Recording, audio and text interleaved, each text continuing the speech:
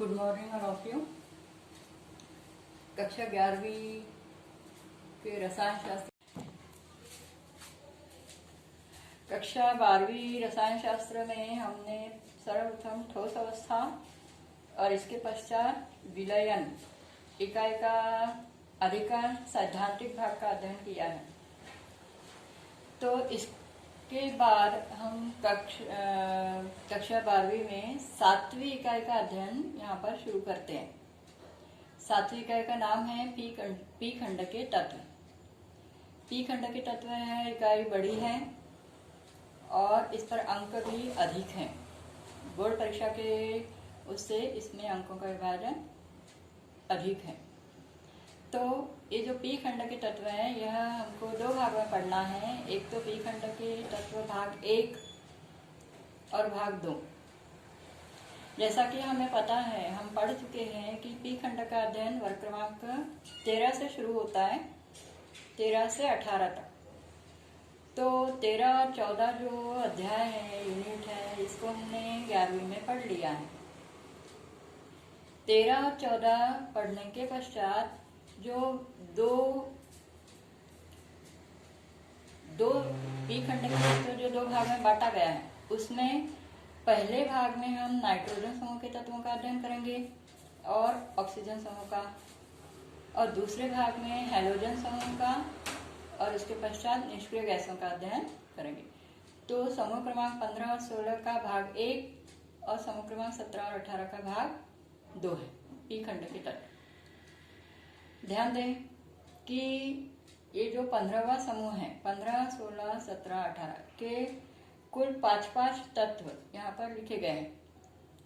18वें समूह में अपवाद हैं जहाँ हीलियम भी है। तो इस समूह के 6 तत्व हैं, बाकी समूह के 5-5 तत्व हैं। तो कौन से तत्व हैं, इससे जानने के पहले हम समूह क्रमांक 15 जो है उसको सामान्य नाम निकोजेंस कहते हैं। नाइट्रोजन है इस समूह का तत्व पहला, जिससे नाइट्रोजन समूह भी इसको कहा जाता है। इसके अतिरिक्त इसको निकोजेंस मतलब नाइट्रोजन से समानता दर्शाने वाले तत्व निकोजेंस कहलाते हैं। इसके पश्चात समूह क्रमांक 16 जो है वह कैल्कोजेंस कहलाता है। कैल्कोजेंस, जेंस मतलब निर्माण, कैल्को मतलब यह एक शब्द है जिसको हम अयस्क कहते हैं। तो इस समूह के जो तत्व है ऑक्सीजन, सल्फर, अधिकांश यह अयस्कों के रूप में पाए जाते हैं, इसलिए अयस्क बनाने वाले कैल्कोजेंस कहलाते हैं।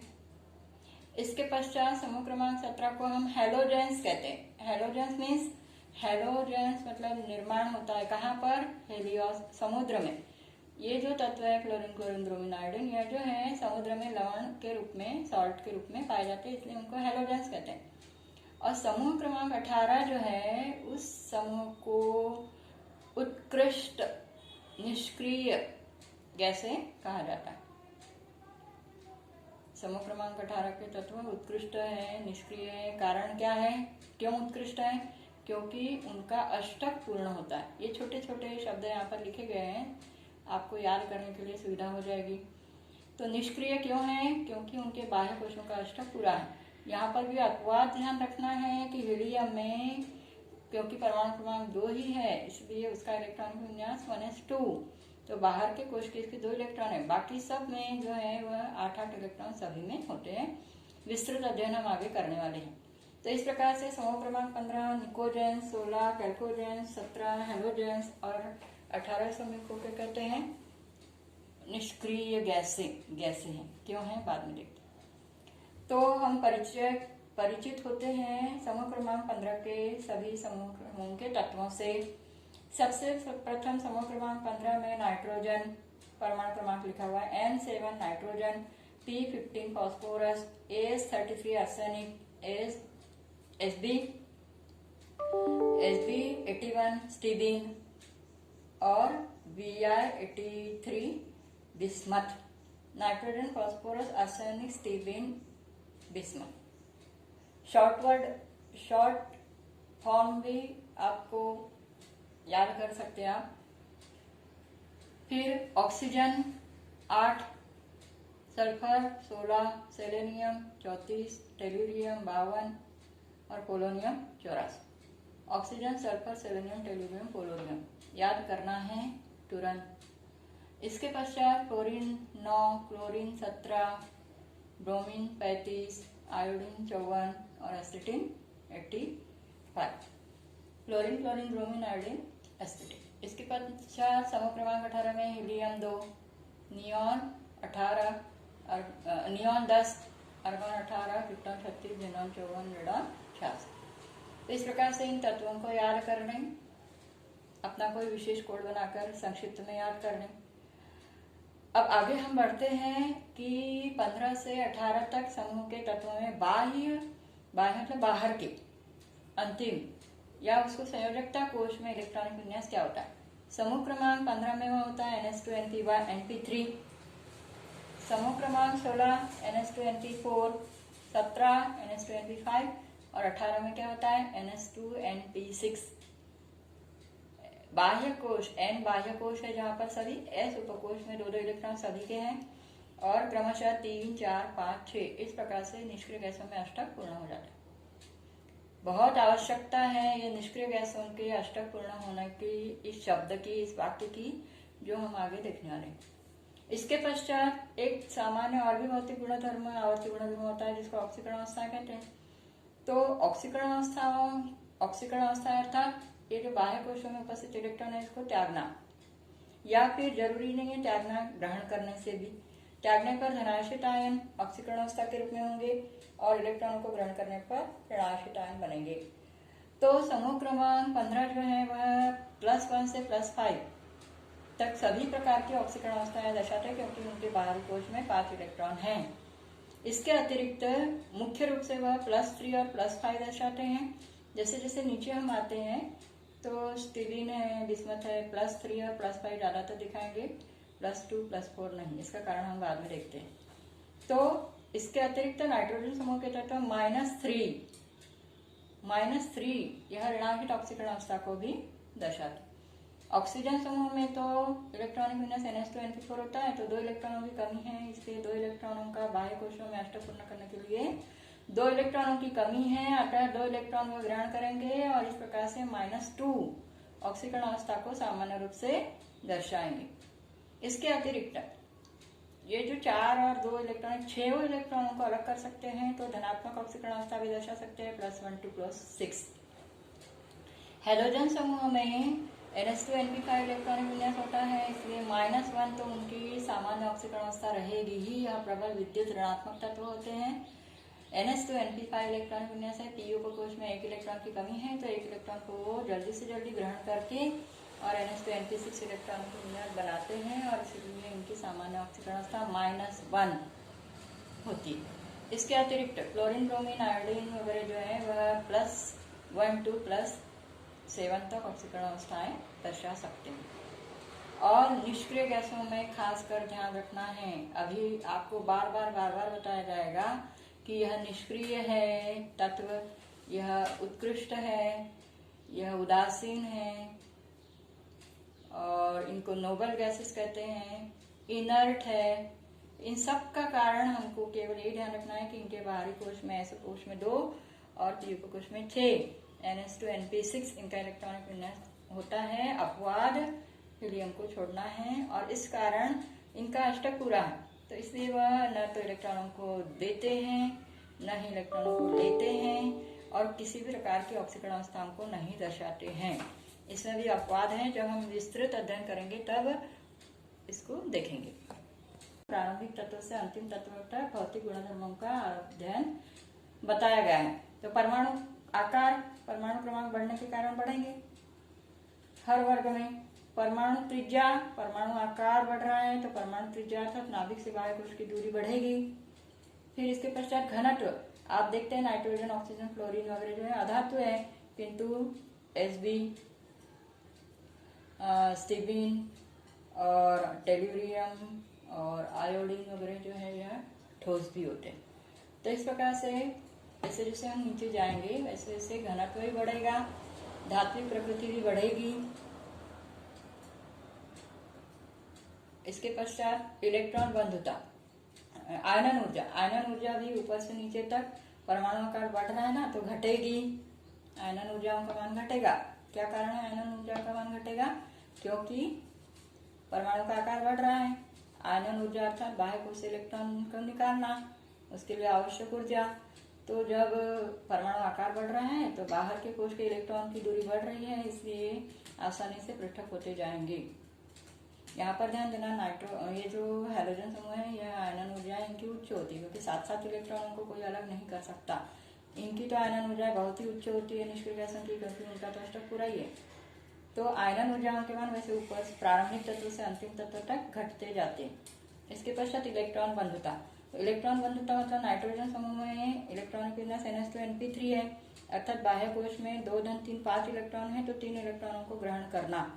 इलेक्ट्रॉनों के प्रति स्नेह, नाइट्रोजन के लिए 3 इलेक्ट्रॉन ग्रहण करना जरूरी होता है और ऑक्सीजन के लिए 2, हैलोजन के लिए तो केवल 1, और निष्क्रिय गैसों के लिए तो कोई भी नहीं। इसलिए निष्क्रिय गैसों की तो इलेक्ट्रॉन बंधुता 0 होती है, आयनन ऊर्जा उच्च होती है। अब इलेक्ट्रॉन बंधुता है जो है मतलब इलेक्ट्रॉन को ग्रहण करना, तो इलेक्ट्रॉन ग्रहण करना, इलेक्ट्रॉनों से स्नेह रखना, इलेक्ट्रॉन बंधुता का मान ऊपर से नीचे तक घटता जाता है।